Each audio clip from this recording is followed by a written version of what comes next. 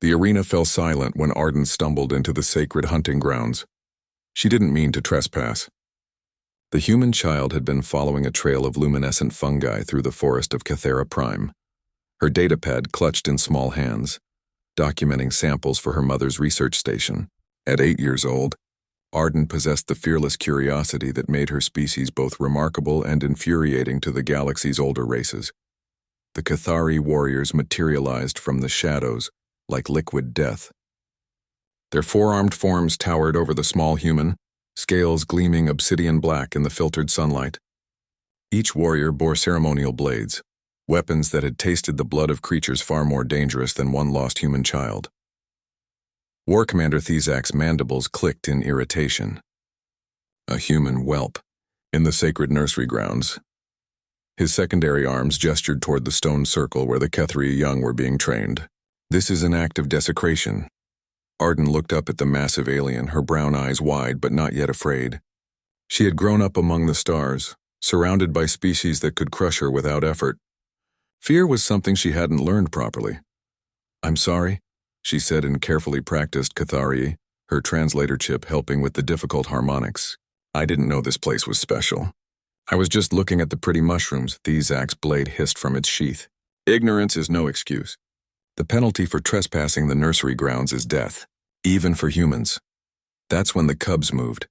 They emerged from the training circle, 12 juvenile Cathari, each no larger than an earth wolf, their scales still soft and mottled with youth patterns. They should have cowered before their war commander. They should have remained in formation, observing as their elder demonstrated the law's harsh justice. Instead, they surrounded Arden. Rake was the first. The young male positioned himself directly between the child and Thizak's blade. His immature mandibles spread in a defensive posture that was more instinct than training. His scales bore the copper tint of a firstborn warrior caste, destined for greatness if he survived to adulthood. The other cubs followed Rake's lead, forming a living barrier around the human girl. Their small claws extended, their necks crest raised in challenge. One cub, a female named Skora, actually hissed at the war commander. The assembled warriors stood frozen in disbelief. "Rayek," Thizak's voice cracked like thunder. "Stand aside. You shame your clutch with this defiance." The cub didn't move. His golden eyes remained fixed on the blade in his commander's hand. Arden felt Rake's tail curl protectively around her ankle.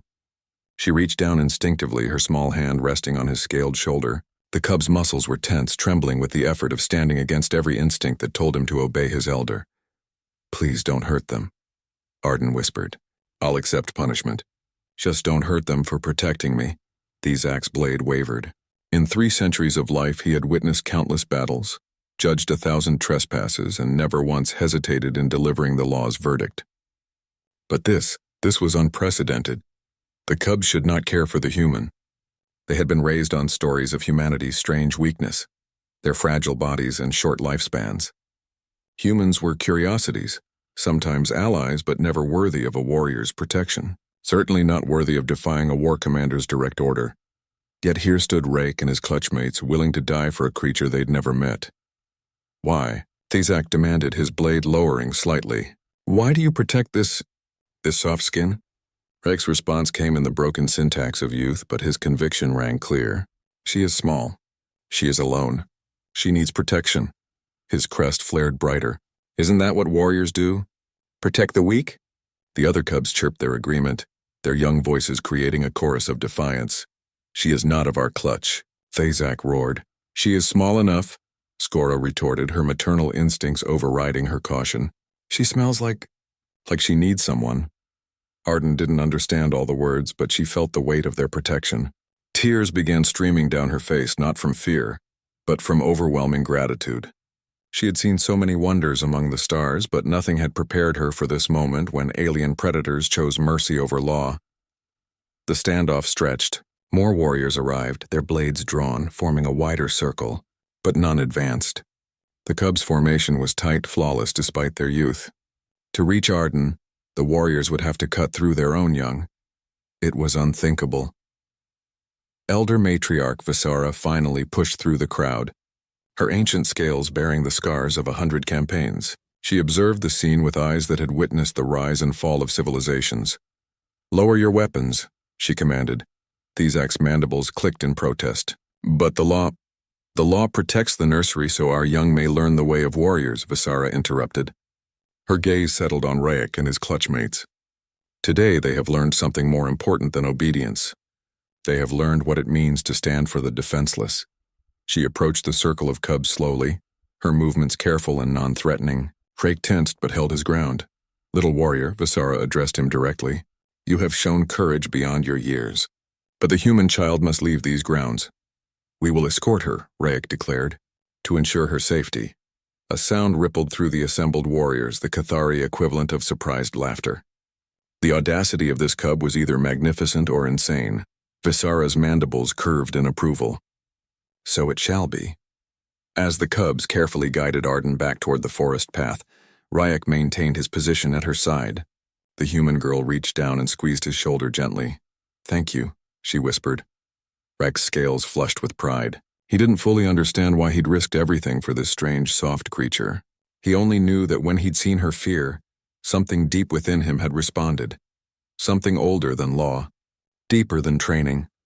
Something that recognized courage wasn't measured by size or strength, but by the willingness to stand when standing meant everything. Behind them, Thizak sheathed his blade and turned to Visara. The cubs are compromised. The human has corrupted their instincts. The matriarch watched the small procession disappear into the forest, 12 predator cubs surrounding one human child like an honor guard. No, War Commander, she said softly. I think the human has awakened something we thought we'd trained out of them. Compassion. She turned to face him, her ancient eyes gleaming. Perhaps that is exactly what the next generation of warriors needs. In the years that followed, the story would spread across Cathera Prime and beyond.